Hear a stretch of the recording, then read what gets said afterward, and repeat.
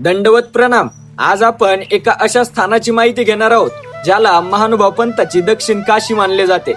सातारा जिल्ह्यातील फलटण हे शहर केवळ त्याच्या इतिहासासाठी प्रसिद्ध नाही तर इथल्या एका आगळ्या वेगळ्या परंपरेसाठी ओळखले जाते, ती म्हणजे फलटणची घोड्याची यात्रा।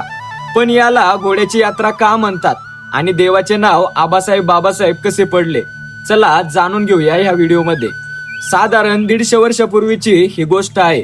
जेजुरीच्या खंडेरायाचे काही भक्त चैत्र पौर्णिमेच्या यात्रेसाठी निघाले होते। त्यांच्याकडे खंडोबाच्या नवसाचा एक पितळाचा घोडा होता। वाटेत अंधार झाल्यामुळे त्यांनी फलटणच्या बाणगंगेच्या काठी मुक्काम केला।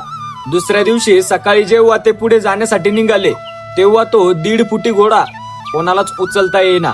अगदी पैलवानांनी जोर लावला तरी तो हलला नाही। मग एका गावकऱ्याच्या सांगण्यावरून जय श्रीकृष्ण असा जयघोष करत एका लहान मुलाने तो घोडा सहज उचलला।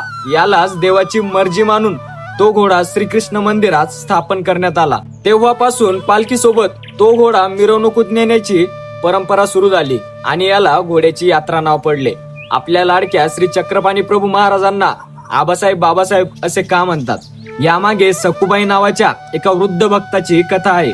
85 वर्षाच्या सखुबाईने आपले शेवटचे दिवस देवाच्या चरणी घालवण्यासाठी फलटणला येण्याचे ठरवले।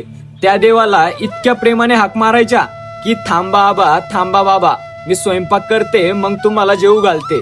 त्यांच्या या निरागस प्रेमामुळे आजूबाजूचे भक्तही देवाला याच नावाने हाक मारू लागले आणि आज आबासाहेब बाबासाहेब हेच नाव रूढ झाले आहे। ही यात्रा चैत्र पौर्णिमेपासून 5 दिवस चालते। चैत्र शुद्ध पंचमी हा यात्रेचा मुख्य दिवस असतो। या दिवशी भव्य छबिना निघतो, ज्यात हत्ती, घोडे आणि वाद्यांच्या गजरात श्रीकृष्णांची पालखी निघते। देशभरातून महानुभाव पंथाचे अनुयायी या पवित्र सोहळ्यासाठी येथे गर्दी करतात। तर मित्रांनो, फलटण म्हणजे केवळ एक शहर नसून भक्ती, परंपरा आणि विश्वासाचा जिवंत इतिहास आहे।